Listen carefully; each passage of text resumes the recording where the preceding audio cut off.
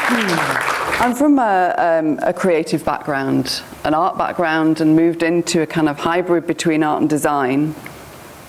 And I'm working on a number of projects at the moment, one of which I'm going to talk about in depth, but I'm going to present some ideas that actually transverse across all of them.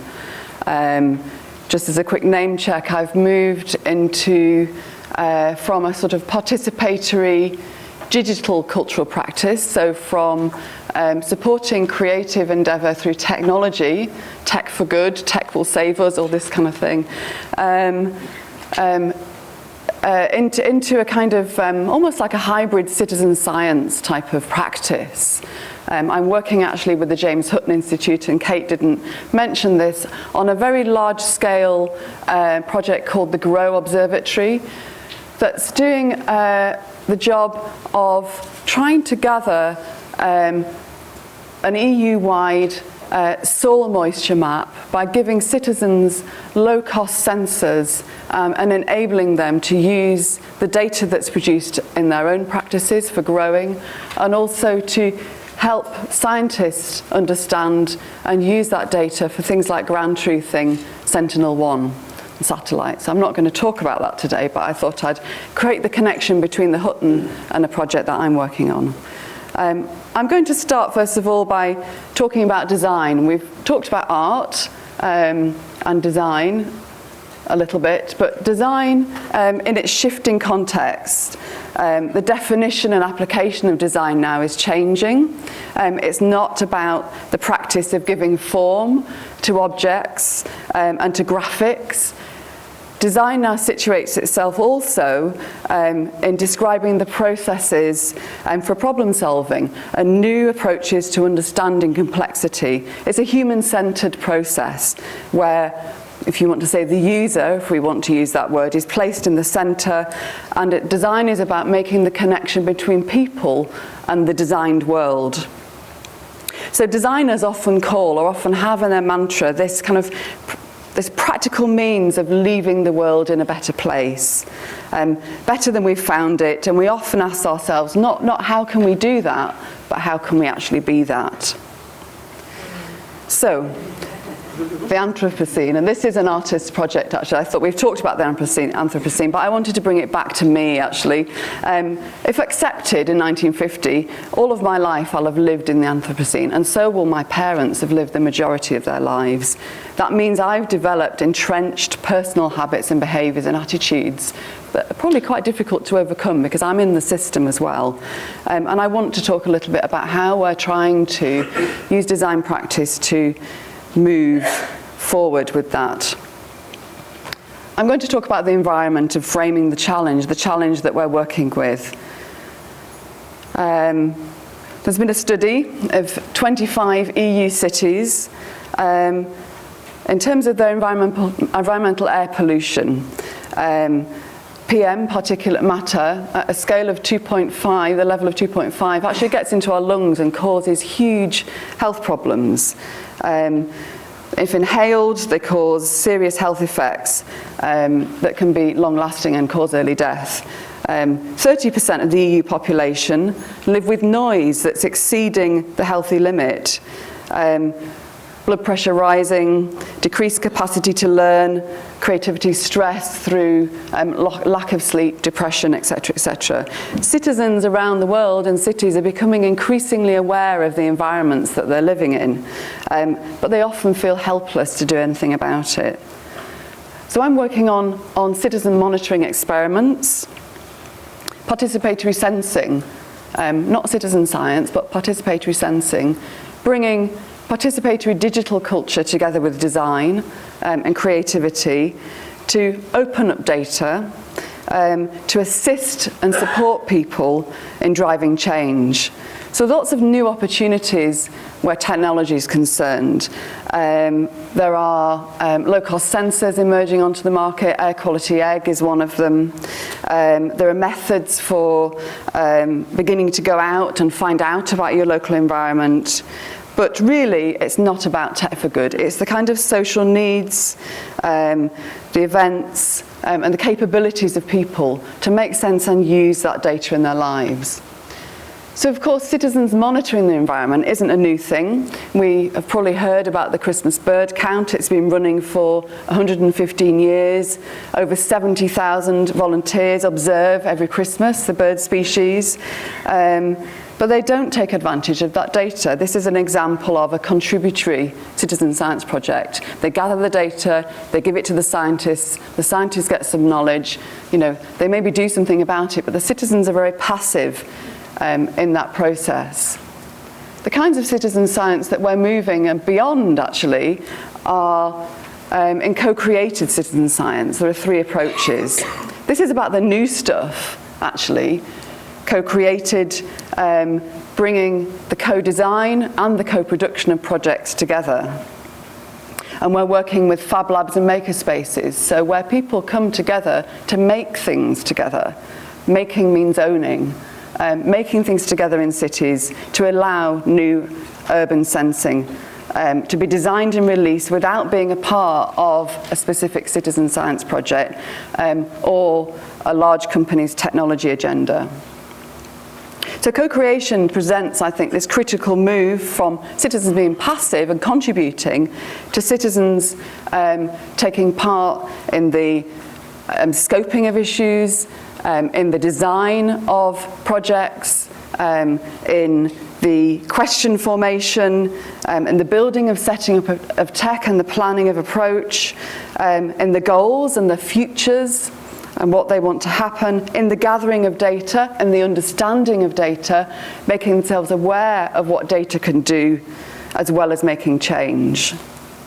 So why is this important? Well, we think co-creation allows people to move beyond the conventional. When you're co-creating in a group of people with scientists with different sorts of expertise, technologists, bringing communities of practice and communities of interest together, you can move beyond what is the conventional now.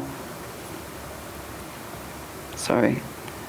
And so we're moving from a technology making sensors, which is where this started, to actually to sense making. We're turning data into something that people care about, creating stories with it. Shifting the focus from tech to meaning, from action to change, and then iterating. So this is all about open science, the big kind of open science agenda, opening hardware, opening data, opening design, in order to enable the monitoring of environmental issues such as soil, air, water, noise, light pollution. One of the pieces of technologies that we're working with has come from this absolute grassroots, come from creative culture. It's called the Smart Citizen. It was developed in Barcelona at IAC in the Fab Lab there. Very tech orientated, complex to start. It failed actually in its first iteration when it was released actually to the techies, the geeks themselves. They didn't know how to use it, even though it was open, it was complex. And so they've been improving this all the time.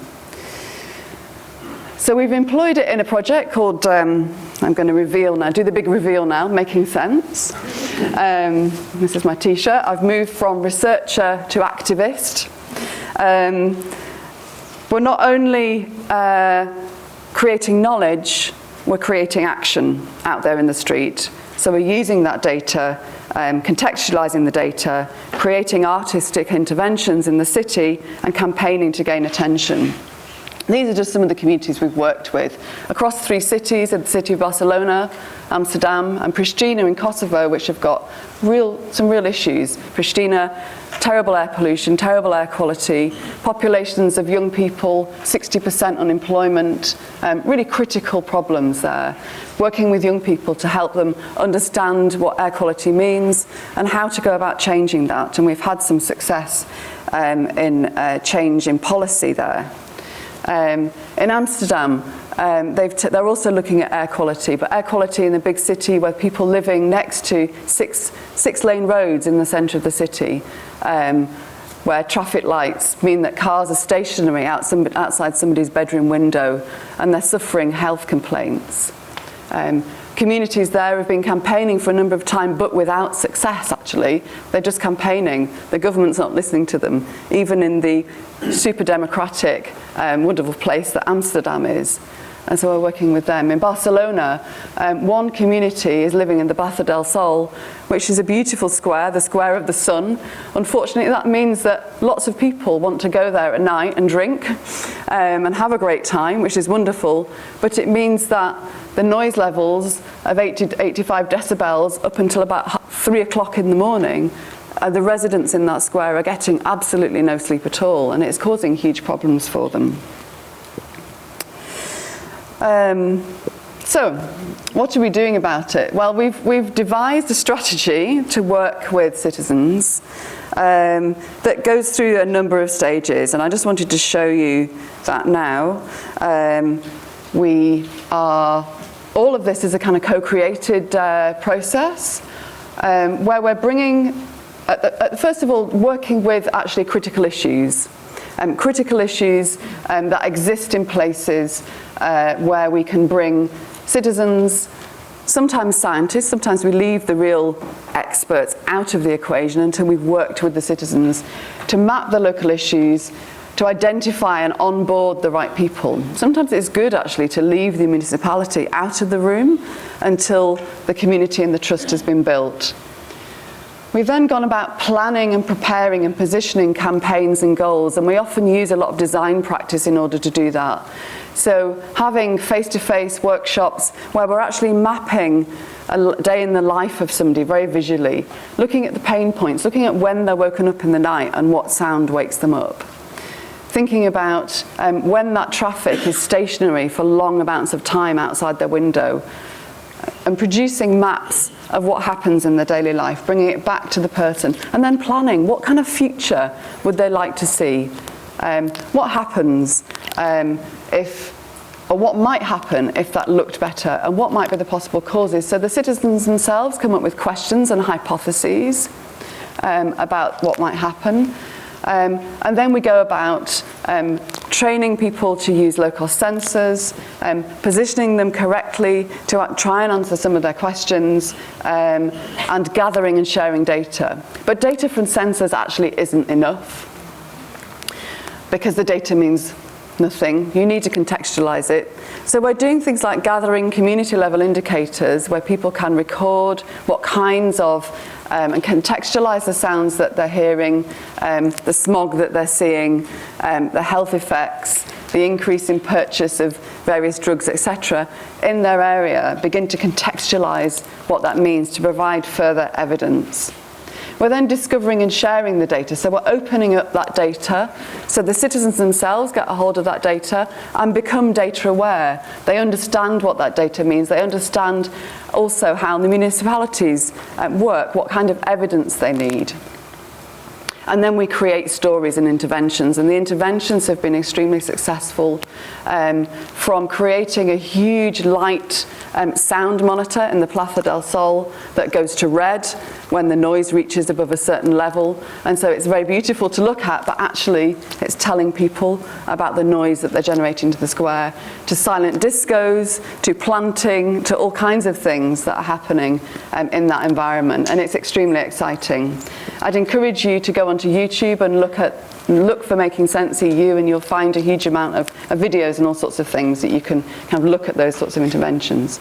So we're evaluating and we're making sense and we're trying to make change, and we're also distributing all of the assets, all the toolkits, all of those frameworks and all of those descriptions of the workshops that we've gone through to get people there, because it's a long process.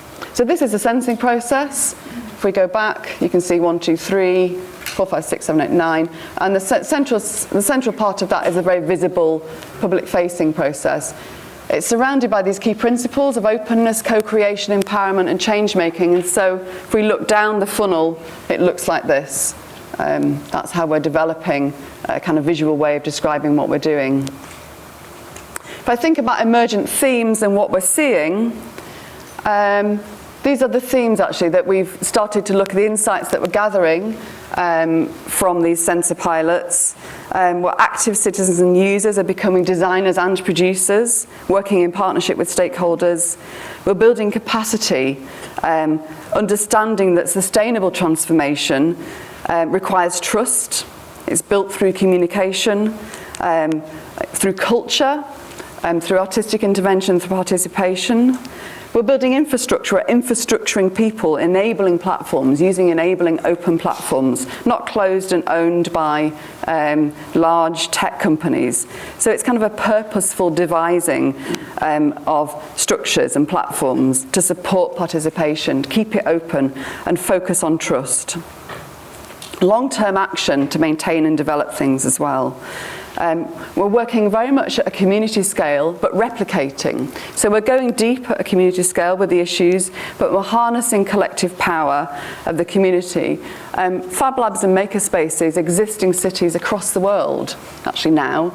And so we're able to leapfrog that network in order to give the tools, etc., to other communities and have them test and replicate, even in different cultures with different issues. We're evaluating success and impact as we're going along. So we're bringing scientists in to help us to understand the data. In Amsterdam, really quite interesting, they thought, and they were right, that the road into Amsterdam was the real problem. There's a big tunnel that goes under the city, brings cars into the centre of Amsterdam, and during the sensing period of 6 weeks, that was shut for 4 weeks, which was a golden opportunity for us to see, whilst the road was coming into the city, whilst it was shut, and when it opened again. And we got the data during that period. So we almost had a kind of baseline. Indeed, when the cars went there, the pollution went down. But it went down not only next to the place where the citizens were, but in another hotspot in the city that we would never have imagined was affected, actually. And that was all to do with wind speed, the design of the city, humidity, etc., etc. What the citizens didn't realise is those beautiful trees in their street that they loved, that they thought actually were helping with the air quality, with the air pollution, when they came into leaf, formed a continuous canopy down the street and actually kept the pollution in around their environment. So the citizens began to appreciate the complexity and the system that they were living within, and the importance of collaborating with the municipality, with the scientists, to understand that complexity and form a strategy for change. So we're redistributing power. People have become empowered, I can say that for sure. And I think we're enhancing imagination and hope. Because in the interventions and the strategies that we've actually employed through the design interventions and the artworks, they've been in the news. There's been policy change in Kosovo for the first time. They've got an environmental air quality policy at government level for the first time ever. So I just wanted to say thank you, to welcome you to have a look at the Making Sense EU website, and also there's lots and lots and lots of material on YouTube, links to all of our documentation of the project. It's all open, the tech's open, so please go and have a look and see what you can do with it. Thank you very much.